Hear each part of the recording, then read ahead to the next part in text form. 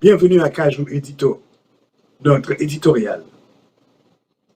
La corruption, une menace dévastatrice pour Haïti et son avenir. L'unité de lutte contre la corruption, ULCC, a enfin rendu public le rapport tant attendu. Ce document, rapidement partagé sur les réseaux sociaux, appelle à des actions judiciaires contre les conseillers présidents Smith Augustin, Emmanuel Vertillaire, Louis Gérald Gilles. L'enquête qui révèle des pratiques inacceptables au sein de la Banque nationale de crédit, BNC, accuse ces trois membres du Conseil présidentiel de transition, CPT, de corruption passive, abus de fonction et versement de pots de vin. L'ULCC recommande également la mise en mouvement de l'action publique contre Raoul Pierre-Louis, ancien président du conseil d'administration de la BNC pour corruption active, entrave à la justice et abus de fonction. Malgré ces recommandations, les juristes rappellent que sans mesures contraignantes, ces demandes risquent de rester sans effet. Actuellement aux États-Unis, Raoul Pierre-Louis est sous la menace d'une demande d'extradition pour qu'il réponde de ses actes devant la justice haïtienne.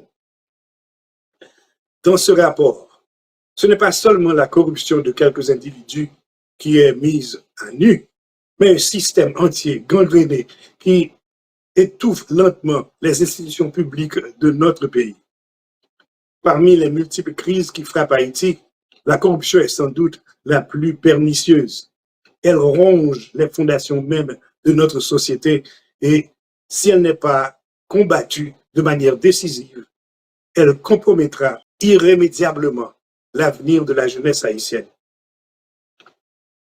Nos dirigeants, en s'enrichant aux dépens de la population, semblent oublier l'impact dévastateur de leurs actes. La corruption détruit non seulement la confiance en l'État, mais elle alimente aussi un profond sentiment d'injustice qui, tôt ou tard, peut se transformer en colère et déclencher des vagues de violence sociale. De nombreuses crises sécuritaires qui secouent notre pays trouvent leur origine dans ces pratiques honteuses où l'intérêt personnel prime sur le bien commun. Ce sont les familles les plus démunies qui souffrent le plus de cette gangrène. Le baromètre mondial de la corruption de 2007 montre que les populations vulnérables dans les pays en voie de développement comme dans les nations développées sont les premières victimes de cette demande de pots de vin. Elles se retrouvent piégées, impuissantes, face à un système qui les écrase.